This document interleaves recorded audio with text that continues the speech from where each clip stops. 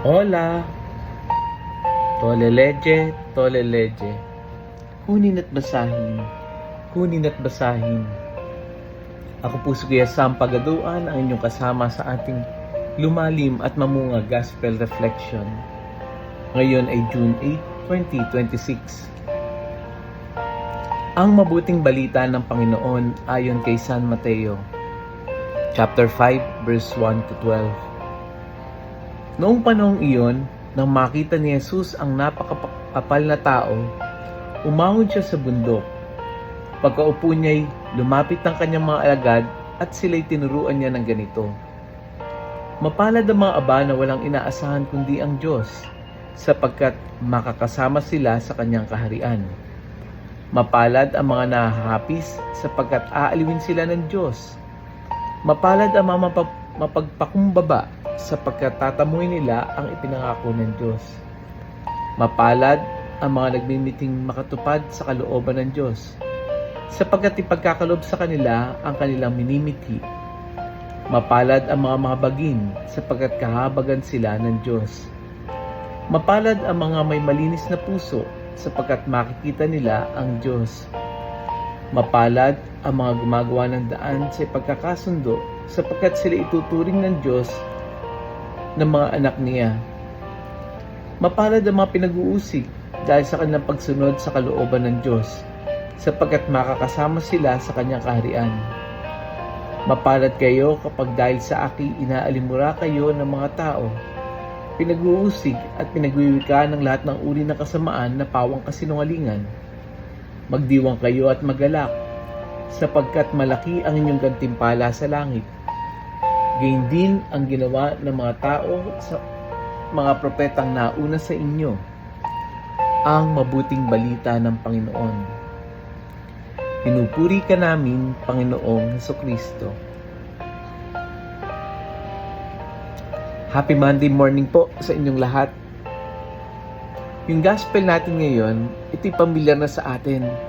Ito yung tinatawag nating Beatitudes. Ito yung isa sa pinakaunang malalim na turo ni Jesus sa kanyang Sermon on the Mount. At pansinin natin, hindi sinabi ni Jesus na mapalad ang mga mayayaman, mapalad ang mga sikat, mapalad ang mga walang problema.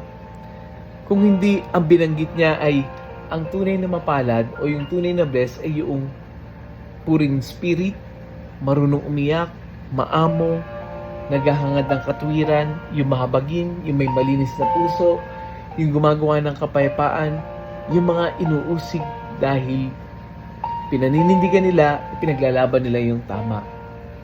Bakit? Dahil iba ang sukatan ng Diyos. Kapag sinabi nating dukha sa espiritu, hindi ibig sabihin walang ambisyon. Ibig sabihin, alam mong kailangan mo ang Diyos.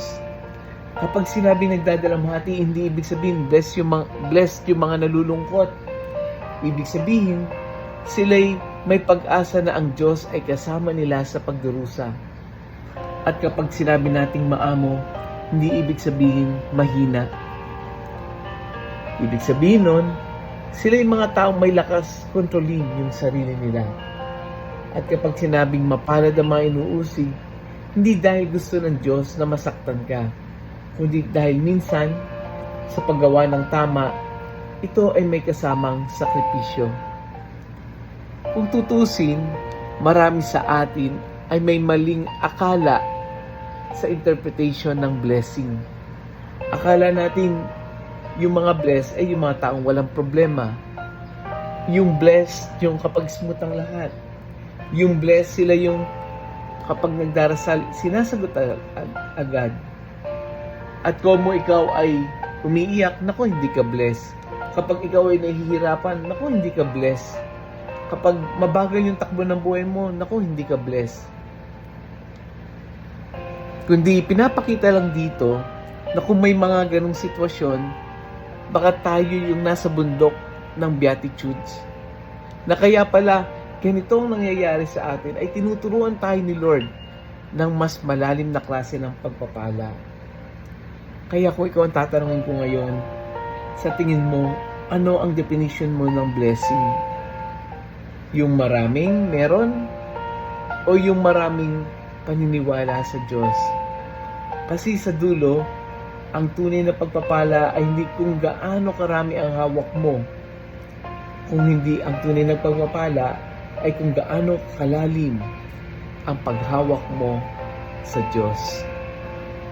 Ngayong araw na ito, humanap tayo ng pagkakataon para mapabilang sa mapapalad.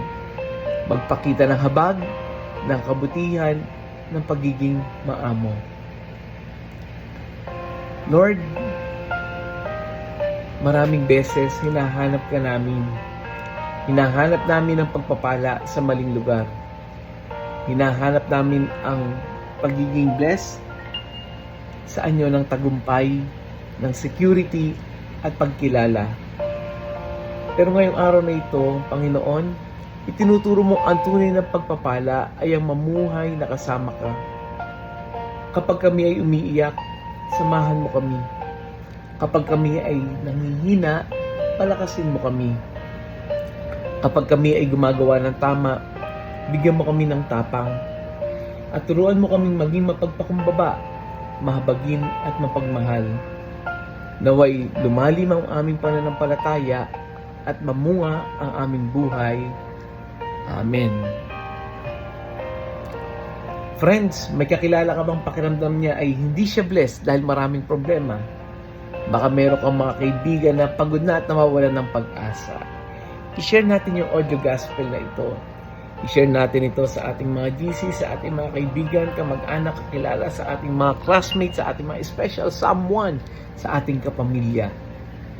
Muli, ako po si Kuya Sam Pagaduan, lagi nag-aanyaya. Halina, tayo ay lumalim at mamunga. Lumalim sa pananampalataya at mamunga na mabubuting gawa.